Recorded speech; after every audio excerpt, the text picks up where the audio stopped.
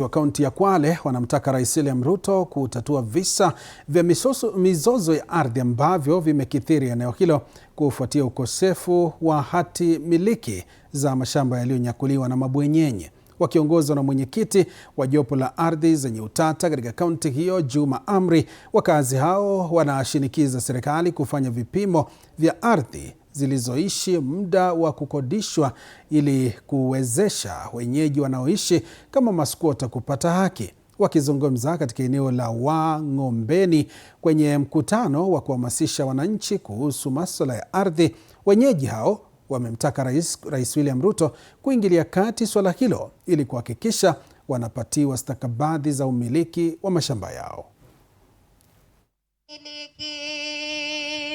Kwa hiyo sisi kama wakaazi wa Kwale tunahitaji serikali iingilie kati na pia itukubalie maombi yetu kwamba sehemu hizi zisipimwe kama scheme, zipimwe as we stay. Hapa tuko na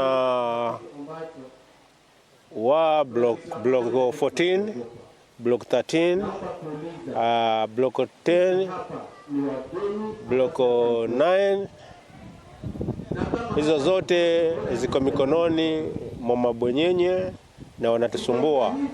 Tunakuomba Rais ututetee kulingana na haya mashamba yetu, kwa sababu mabwenyenye walinunua haya mashamba, wanafanya renew ambayo ni ya miaka 90 na sisi hatuna uwezo.